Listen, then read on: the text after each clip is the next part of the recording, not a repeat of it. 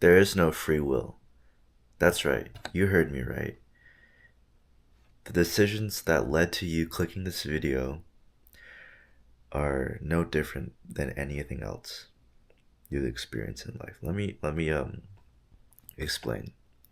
So I'm currently reading a book called Determined by Robert Sapolsky, and I haven't finished it yet. I've actually only barely just started, but after reading like a bit of it, here are my thoughts. So he starts off with a story of graduation. So when he was attending his child's graduation, he noticed all the smiling and proud parents in the audience, and how um, a culmination of life efforts resulted in this happening. And then he saw the a garbage picker on the side of the road, on the outskirts of the graduation ceremony. And what he said was, what he thought at that time was, if you switched the graduates' genes in their upbringing, their prenatal environment, their childhood, geographic area, all these things that you can't control, and switch them with the garbage picker, they would be in the exact opposite place. What this means is that there are so many factors outside of your control, things that you had no ability in manipulating, like the concepts I just listed. So, with that being said, think about free will, right? Free will is the ability to, I guess, in popular terms, to do whatever you want. It also means that you have the ability to um, distinguish between two things and choose. Yeah, oftentimes our choices are already sort of chosen for us um, when we before we even consciously think of it.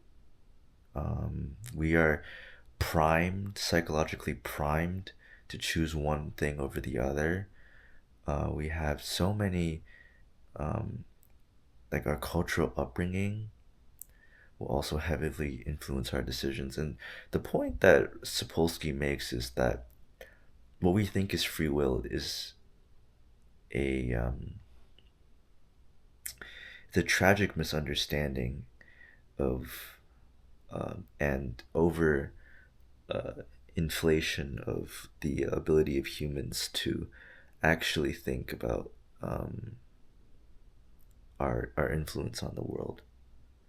So, I mean, long story short, we're not actually we're not actually able to have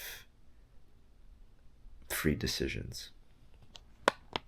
So with that out of the way, here's some of my thoughts that just popped into my head after reading. So one is prison, right? Think of all these incarcerated individuals in the U.S. I think the U.S. has the highest incarceration rate out of all countries, accounting for 25% of the world's incarcerated individuals. That's insane. Um, and if you think about like these petty criminals who maybe shoplifted or smoked weed or did all these misdemeanors, like no one actually wants to commit all these crimes.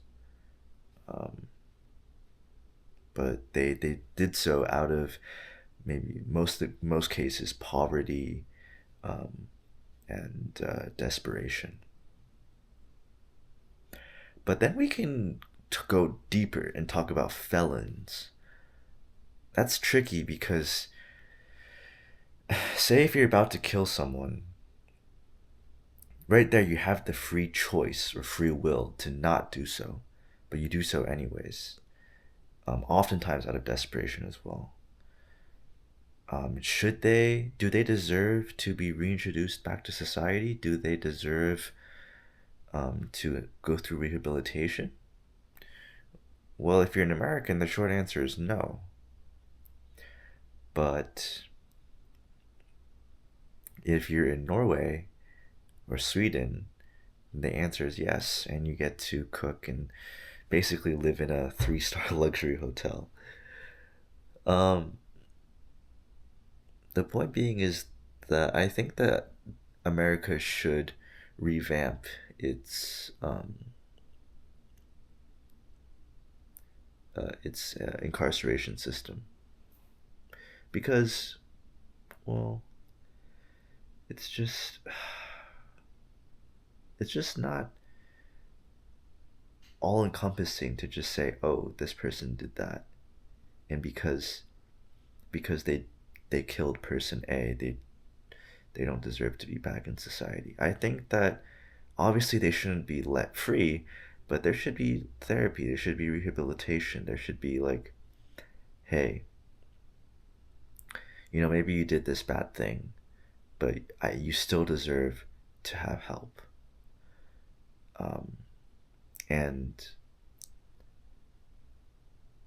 if through like conclusive therapies and observations that this person is able to return back to society, then by all means. But often the case, why I outlined the differentiation between misdemeanor and a felon is because they're two drastically like degrees of what they have done of severity. So it's a tough call. Misdemeanors, I'm generally think that with the right rehabilitation, they're able to be reintroduced into society. But for felons, that's tough. I hope that there's some way that we can rehabilitate, but I mean, the the background conditions of what made this person commit such a heinous crime are often too big to ignore. I also wanted to touch on evolutionary humanism, or basically what the Nazis did. It stems from evolutionary Darwinian theory that the human race is just like any other species, and that there are superior, quote unquote, superior races, and that the Aryan race should be um, given living space in Europe. I just want to put it out there. I don't agree with it, but it's interesting to think about from just an intellectual standpoint. Um,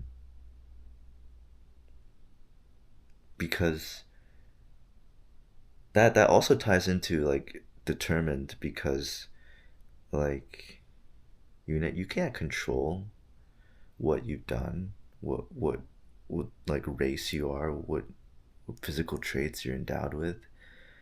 And why I disagree with the Nazis is because, yeah, because people can't control. Oh, it's that if you keep on culling the herd, if you keep on culling the herd of the human population and selecting for quote unquote superior traits, you're sooner or later you're going to run into problems, because random mutations will show up. These blonde haired, blue eyes Aryans that you're mixing together, sooner or later we'll have an autistic baby, a gay baby, um, someone with mental health issues, mental disorders, right? And what are you going to do about them at that point, right? So that's the first flaw that comes to mind, which I think is worth debating and talking about. Not debating, actually. Well, yes, it is a pretty messed up ideology, so I guess it does garner some debate, but I definitely don't agree with that. As someone who's known many people who suffer with mental illness, I don't think that I mean, because there's the possibility of rehabilitation, just executing them is not a good plan. So, this, in conclusion, I think that the freedom in life and the philosophical worldview is broadened as a result of knowing that everything in your life is determined, right? Because you're ultimately kind of freed with that realization. You don't have to stress, like, everything is planned. And yes, you can get better or you could get worse, but there's so many factors behind that already shape what you will achieve that I feel like you're let free.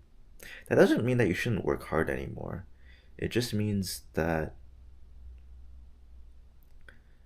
mm, I think it just means that you're more aware of the situation. I think with this mindset, you are less judgy. You you're able to better contextualize things as they are. Well, that wraps it up for my 2 a.m. talk. Whenever I can't sleep, I always do one of these. But yeah, thanks for listening, guys.